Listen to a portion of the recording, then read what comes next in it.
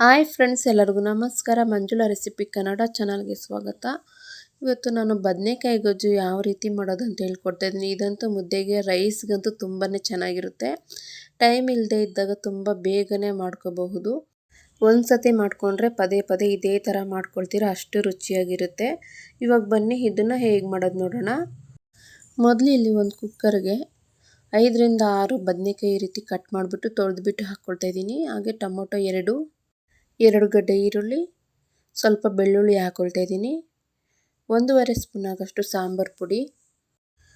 ಇವಾಗ ಇದಕ್ಕೆ 1/4 ಲೀಟ್ರ್ ಆಗೋಷ್ಟು ನೀರು ಹಾಕ್ಕೊಳ್ತಾ ಇದ್ದೀನಿ. ಕುಕ್ಕರಲ್ಲಿ ಮಾಡೋದ್ರಿಂದ ತುಂಬಾ ಬೇಗ ಆಗುತ್ತೆ. ಇವಾಗ ಕುಕ್ಕರ್ ಮುಚ್ಚಳ ಮುಚ್ಚಿ ಇದನ್ನು ಒಂದು 2ರಿಂದ 3 ವಿಸಿಲ್ ಕೂಗಿಸ್ಕೊತೀನಿ. ಇವಾಗ 3 ವಿಸಿಲ್ ಕೂಗಿಸ್ಕೊಂಡು ಕುಕ್ಕರ್ ಓಪನ್ ಮಾಡಿ ನೋಡ್ತಾ ಇದ್ದೀನಿ. ಇವಾಗ ನೀವು ಇಲ್ಲಿ ನೋಡ್ಬೋದು, ಚೆನ್ನಾಗಿ ಸಾಫ್ಟಾಗಿ ಬೆಂದಿದೆ. ಬದನೆಕಾಯಿ, ಟೊಮೊಟೊ ಎಲ್ಲನೂ ಈ ರೀತಿ ಸಾಫ್ಟಾಗಿ ಬೇಯಿಸ್ಕೋಬೇಕು. ಇವಾಗ ಇದನ್ನು ಮ್ಯಾಶ್ ಮಾಡ್ಕೋಬೇಕು.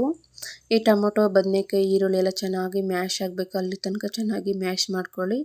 ಇವಾಗ ನೀವು ಇಲ್ಲಿ ನೋಡ್ಬೋದು, ಈ ರೀತಿ ಚೆನ್ನಾಗಿ ಮ್ಯಾಶ್ ಮಾಡ್ಕೋಬೇಕು. ಈ ರೀತಿ ಆದರೆ ತುಂಬಾ ಚೆನ್ನಾಗಿರುತ್ತೆ.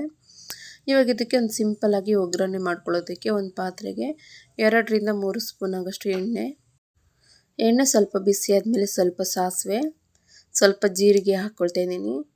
2 ಒಣಮೆಣಸಿನ್ಕಾಯಿ, ಸ್ವಲ್ಪ ಕರಿಬೇವು ಹಾಕ್ಕೊಳ್ತಾ ಇದ್ದೀನಿ. ಹಾಗೆ 1 ಚಿಟಿಕೆ ಆಗೋಷ್ಟು ಇಂಗು. ಈ ಒಗ್ಗರಣೆನ ಸ್ವಲ್ಪ ಫ್ರೈ ಮಾಡ್ಕೋಬೇಕು. ಈ ರೀತಿ ಸ್ವಲ್ಪ ಫ್ರೈ ಮಾಡ್ಕೊಂಡಿದ್ದಾದಮೇಲೆ ಬದನೆಕಾಯಿ ಗೊಜ್ಜು ಹಾಕ್ಕೊಳ್ತಾ ಇದ್ದೀನಿ.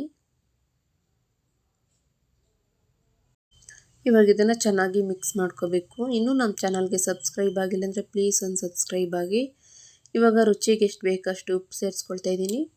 ಸಣ್ಣದಾಗಿ ಕಟ್ ಮಾಡಿ ಇಟ್ಕೊಂಡಿರೋ ಕೊತ್ತಂಬರಿ ಸೊಪ್ಪು ಹಾಕ್ಕೊಂಡು ಇದನ್ನು ಒಂದು 2 ಸತಿ ಚೆನ್ನಾಗಿ ಮಿಕ್ಸ್ ಮಾಡ್ಕೋಬೇಕು. ಇವಾಗ ಸ್ವಲ್ಪ ಅರಿಶಿಣದ ಪುಡಿ ಹಾಕ್ಕೊಂಡು ಒಂದು 2 ಸತಿ ಚೆನ್ನಾಗಿ ಮಿಕ್ಸ್ ಮಾಡಿಕೊಂಡು ಇದನ್ನು ಒಂದು 2ರಿಂದ 3 ನಿಮಿಷ ಕುದಿಸ್ಕೋಬೇಕು. ಇವಾಗ ನೀವು ಇಲ್ಲಿ ನೋಡ್ಬೋದು, ನಾನು ಒಂದು 2 ನಿಮಿಷದವರೆಗೂ ಚೆನ್ನಾಗಿ ಕುದಿಸ್ಕೊಂಡಿದ್ದೀನಿ. ಇವಾಗ ಒಂದು ಸತಿ ಮಿಕ್ಸ್ ಮಾಡ್ಕೊಂಡು ನೋಡ್ತಾ ಇದ್ದೀನಿ. ತುಂಬ ಸಿಂಪಲ್ಲಾಗಿ ರೆಡಿಯಾಗಿದೆ ಬದನೆಕಾಯಿ ಗೊಜ್ಜು. ನೀವು ಒಂದು ಸತಿ ಈ ರೀತಿ ಟ್ರೈ ಮಾಡಿ, ತುಂಬ ಸಿಂಪಲ್ಲಾಗಿ ಮಾಡ್ಕೋಬೋದು. ಹಾಗೆ ಮುದ್ದೆಗೆ, ರೈಸ್ಗಂತೂ ತುಂಬಾ ಚೆನ್ನಾಗಿರುತ್ತೆ.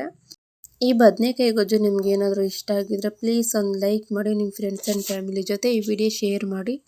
ಇನ್ನೂ ನಮ್ಮ ಚಾನಲ್ಗೆ ಸಬ್ಸ್ಕ್ರೈಬ್ ಆಗಿಲ್ಲ ಅಂದರೆ ಪ್ಲೀಸ್ ಒಂದು ಸಬ್ಸ್ಕ್ರೈಬ್ ಆಗಿ ಸಪೋರ್ಟ್ ಮಾಡಿ. ನಿಮ್ಮ ಅನಿಸಿಕೆ, ಅಭಿಪ್ರಾಯ ಕೂಡ ಕಮೆಂಟ್ ಮಾಡಿ. ಧನ್ಯವಾದಗಳು. Thank you for watching.